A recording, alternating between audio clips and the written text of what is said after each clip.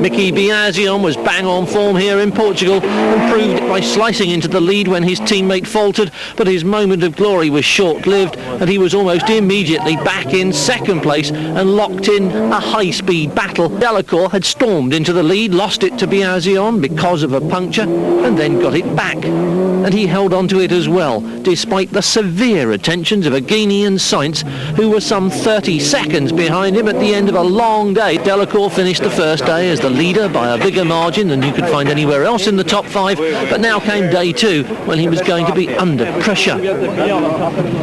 Francois Delacour has never got much further than this in Portugal and so was entering an area he didn't know as well as his rivals. Despite his professed enjoyment of gravel rallies, he always seems to do better on tarmac, but he made no mistakes here at Lusada at the start of day 2 and maintained his lead.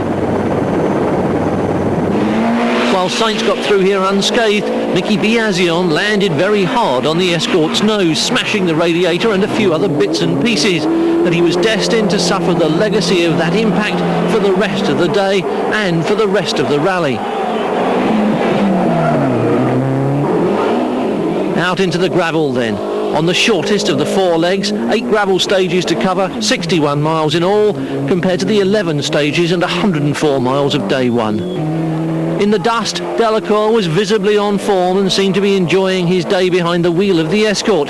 The Ford seemed to be kinder to their tyres, and Delacour made full use of the extra life to gallop ahead of his Lancia-born pursuers.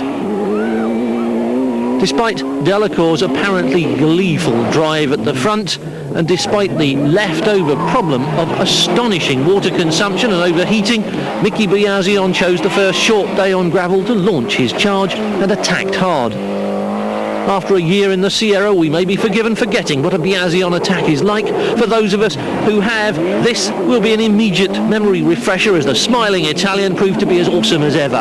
Hard, fast and tactically sound, hunting down his adversaries one by one and taking their scalps with apparent ease. At the end of day 2, in a car that was still cooking itself at the slightest provocation, Biasion was second by just 35 seconds.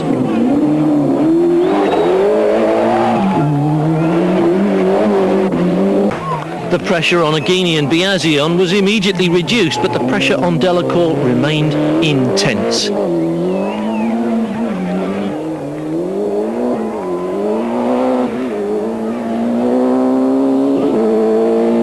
Teammate Mickey Biasion had no intention of handing the event win to Delacour by following him meekly around Portugal.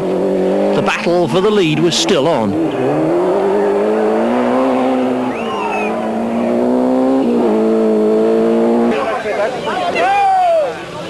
In the overnight pause, the Ford management made an important decision and a team edict was issued to both their drivers.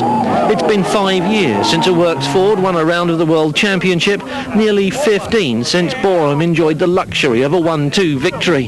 Now they were just 9 stages from exactly that and accordingly instructed Delacour and Biasion, separated by 36 seconds from each other, to take things steady, effectively confirming Delacour as winner, barring mishaps. In order to ensure that there were no misunderstandings either, Delacour banged in a couple of fast times early on to protect his lead.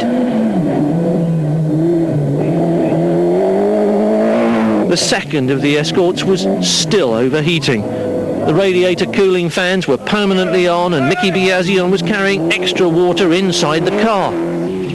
Even though Delacour was now watching a red glow from the alternator warning light getting brighter and brighter, it's doubtful that Biasion could have caught him up without blowing up in any case.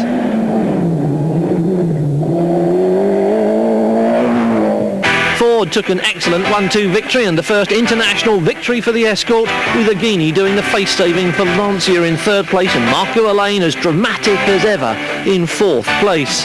But this was something else as well. With or without team orders, it was Francois Delacour's first international win, and it's typical of Delacour that after the final stage he waited in a downpour to embrace Mickey Biasion. Here's something else they can celebrate, because they're now 1st and 2nd in the points table as well, and Delacour is well on his way to a convincing championship lead. Monte Carlo and Sweden give Toyota the lead in the makers table, but the Swedish points may yet be taken away. In any case, the gap is not so large that Ford will see it as a major obstacle.